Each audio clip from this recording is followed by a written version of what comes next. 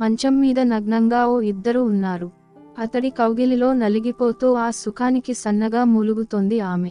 సడన్గా తలుపులు తీసుకుని ఆ బెడ్రూములోకి ప్రవేశించిందో యువతి. లోపలి దృశ్యం చూసి అదిరిపడింది. అంతకుముందు తనెప్పుడూ జీవితంలో అనుభవించని, చూడని దృశ్యం అది. అలికిడికి లేచిన వాళ్ళిద్దరూ ఆమెను చూసి కంగారు పడలేదు. కానీ ఆ యువతి మనసు మాత్రం చెదిరిపోయింది. తర్వాత ఏం జరిగింది? మధ్యాహ్నం సరిగ్గా 12 గంటల సమయం. శివరామపురం స్టేషన్లో సబ్ ఇన్స్పెక్టర్ షిండే డ్యూటీలో ఉన్నాడు. సరిగ్గా అదే సమయంలో రక్తం కారుతున్న కత్తి పట్టుకుని ఓ 20 ఏళ్ల అందమైన అమ్మాయి పోలీస్ స్టేషన్లో అడుగు పెట్టింది. ఇన్స్పెక్టర్ గది ముందు నిలబడిన కానిస్టేబుల్స్ భయంగా చూశారు. ఆమెను చూడగానే ఇన్స్పెక్టర్ చప్పున కుర్చీలోంచి లేచాడు. చేతిలో కత్తిని బల్లమీద ఉంచి, నేను ఓ హత్య చేశాను. రాజ్ అనే అతన్ని ఈ కత్తితో పొడిచి చంపేశాను. నన్ను అరెస్ట్ చేయండి అందామె. సబ్ ఇన్స్పెక్టర్ షిండే ఆమె మనస్థితి అర్థం చేసుకున్నట్టు ఆమె వైపు సానుభూతిగా చూస్తూ కుర్చీలో కూర్చోమన్నాడు. గ్లాసుతో నీళ్లు అందించి ఆమె తాగిన తరువాత నెమ్మదిగా ఒక్కొక్క ప్రశ్న వేస్తూ ఆమె నుంచి వివరాలన్నీ రాబట్టాడు. స్నేహితురాలిని సర్ప్రైజ్ చేద్దామనుకుంది రూప. ఫోన్ కూడా చేయకుండా రోజీ ఉంటున్న ఫ్లాట్కు బయలుదేరింది. ఆమె ఫ్లాట్ లోపలికి ప్రవేశించింది. బెడ్రూమ్ తలుపులు తోసుకుని గదిలోకి అడుగుపెట్టి ఎదురుగా కనిపించిన దృశ్యం చూసి రూప నిర్ఘాంతపోయింది.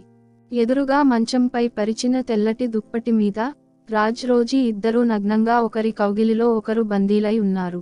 తలుపు తెరుచుకున్న చప్పుడు కావడంతో ఇద్దరూ కౌగిలి నుంచి వేరయ్యారు. వాళ్ళిద్దరి ముఖాల్లో ఒక్క క్షణం కదలాడిన భయం రూపాను చూడగానే మాయమైంది. రూపా, కాస్త పక్కగదిలో ఉండు. క్షణంలో వస్తాను అంటూ రోజీ ఒంటికి దుప్పటి చుట్టుకుని బాత్రూంలో దూరింది.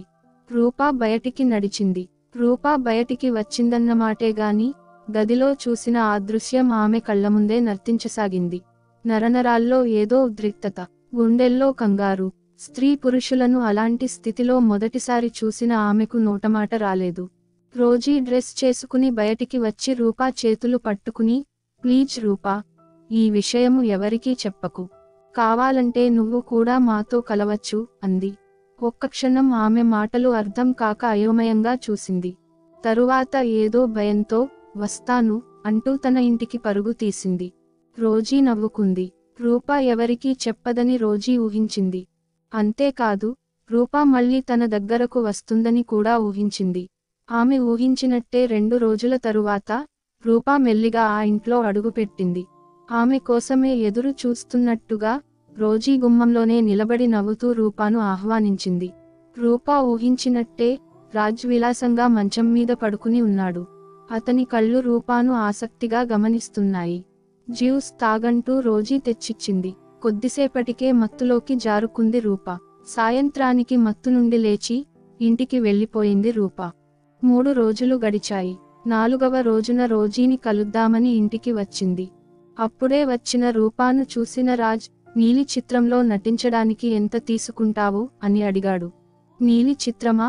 ఉలికిపడి అడిగింది రూప. అవును అన్నాడతను. అలా అడిగేసరికి పట్టరాని కోపంతో చూసింది రూప. అప్పుడు రూప రకరకాల భంగిమల్లో పొందుతున్న సుఖాల తాలూకు వీడియోలు చూపించాడు రాజ్. ఆ రోజు ఏం జరిగిందో అర్థమయ్యి చేతుల్లో ముఖం దాచుకుని రోదించసాగింది రూప. రూప కన్నీరు మున్నీరుగా విలపిస్తూ ఆ వీడియోలు తనకు ఇచ్చేయమని అతడి కాళ్లమీద పడి బతిమిలాడింది. భలే దానివే, అప్పుడే అంతా ఇచ్చేస్తే ఎలా? నువ్వు ఇంకా ఎన్నో ఫిల్మ్స్లో నటించాలి, నేను లక్షలు సంపాదించాలి అని క్రూరంగా నవ్వుతూ అన్నాడు రాజ్. దుర్మార్గుడా, నా జీవితంతో ఎందుకిలా ఆడుకుంటున్నావు? నేను నీకేం అపకారం చేశాను అంది. నేను చెప్పినట్టు వినకపోయావో ఇప్పుడే మీ నాన్నకు ఈ క్యాసెట్ కానుకగా పంపిస్తాను అని బెదిరించాడు రాజ్. రూప ఎన్ని విధాలుగా బతిమిలాడినా రాజ్ మనసు కరగలేదు. ఆమె కళ్ల ముందు ఒక్కసారిగా చీకట్లు కమ్ముకున్నాయి. ఆ ఫిల్మ్ గురించి తల్లిదండ్రులకు తెలిస్తే వాళ్ళు ఎంత బాధపడతారో ఏమైపోతారోనని భయపడింది.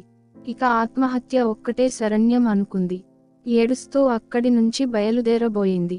తొందరలో మరొక ఫిల్మ్ తీస్తాను, రాకపోయావో అని రాజ్ కళ్ళెర్ర చేశాడు. ఆ సంఘటన జరిగిన తరువాత రోజు రూపా మధ్యాహ్నం కాగానే రోజీ వాళ్ళింటికి వెళ్ళింది. రూపా రాక కోసమే ఎదురు చూస్తుండే రోజీ ఆమె రాగానే తలుపులు వేసింది. రాజ్తో పాటు మరొక యువకుడిని గదిలో చూసిన రూప కలవరపడింది. ఆ సమయంలో రాజ్ ఆ యువకుడిని ఎందుకు తీసుకొచ్చాడో ఆమెకు అర్థం అయింది. ఇంటికి వెళ్ళిపోవాలని వెనుదిరిగింది. అయితే రాజ్ ఆమెను ఆపారు. తమ ప్రియమిత్రుడే అంటూ రూపాకు పరిచయం చేశారు. ఆ కొత్త యువకుడితో నటించాలంటూ బలవంతం చేశారు. అప్పుడు తరువాత రోజు వస్తానంటూ ఇంటికి వెళ్ళిపోయింది రూప. ఇంటికి వచ్చి తన గదిలో తలుపులు వేసుకుని గుండెలు పగిలేలా రోదించింది. ఆత్మహత్య చేసుకోవడం తప్ప తనకు మరో దారి లేదనుకుంది. అంతలో ఆమెకు గుర్తుకు వచ్చింది. సాటి ఆడదై ఉండి కూడా ఆమె తనను ఇలా ఈ ఊబిలో దించి మోసగించిందని రూప హృదయం రగిలిపోయింది. తన నిస్సహాయతకు కుమిలిపోయింది. అంతలోనే ఆమెలో ఆగ్రహం పెల్లుబికింది. కోపంతో ఆమె మనసు బుసలు కొట్టింది. వాళ్లకి బుద్ధి చెప్పాల్సిందే అని గట్టిగా నిర్ణయించుకుంది. ఇంకెవరితోనూ వాళ్ళు అలా చేయకుండా ఉండాలంటే వాళ్లను శిక్షించాలి. తనే ఏదో ఒకటి చేయాలనుకుంది. ఆ రోజు మధ్యాహ్నం 11 గంటల సమయం. ఎప్పటిలాగే ఇంట్లో కాలు పెట్టింది రూప. రాజ్ ఆమెను చూడగానే దగ్గరకు వచ్చి గంట తర్వాత షూటింగ్ చేద్దామన్నాడు. అరగంట గడిచింది. రూప లేచి బాత్రూంలోకి వెళ్ళింది. తను ఇటు రాగానే రాజ్ ఉన్న గదిలోకి వెళ్ళిపోయింది. కొద్దిసేపటి తరువాత రూప బాత్రూం తలుపు తెరుచుకుని మెల్లగా బయటికి వచ్చింది. పక్క మీద రాజ్ ఒకరినొకరు పెనవేసుకుని ఉన్నారు. ఆమె చప్పుడు కాకుండా మెల్లగా నడిచింది. తన హ్యాండ్ బ్యాగ్ అందుకుంది. అందులోంచి కత్తి బయటకు తీసింది. అడుగు ముందుకు వేసి మంచాన్ని సమీపించింది. కత్తిపట్టిన చేతిని పైకెత్తి సర్రున కిందికి దించింది.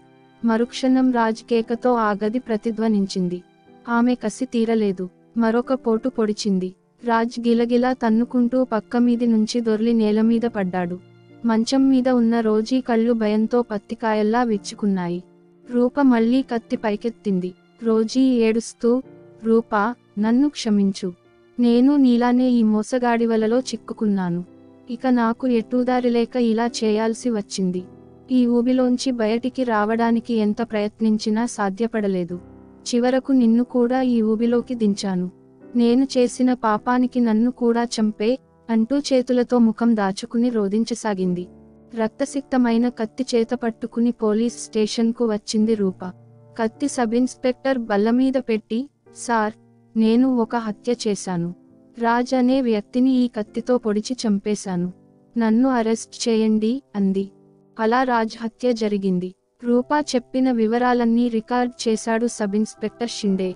మృతదేహాన్ని స్వాధీనం చేసుకుని పోస్ట్ మార్టం నిమిత్తం ప్రభుత్వ ఆస్పత్రికి తరలించాడు. రోజీని అరెస్ట్ చేసి ఆమెను విచారించి మరిన్ని వివరాలు సేకరించాడు. ఐపీసీ 302 కింద కేసు నమోదు చేసి రూపను కోర్టులో హాజరు పరిచాడు. ప్రస్తుతం రూప జైల్లో ఉంది. నీలి చిత్రాల వ్యవహారంపై దర్యాప్తు ముమ్మరం చేశాడు షిండే. ఈ వీడియో కనుక మీకు నచ్చితే వీడియోని లైక్ చేసి ఛానల్ని సబ్స్క్రైబ్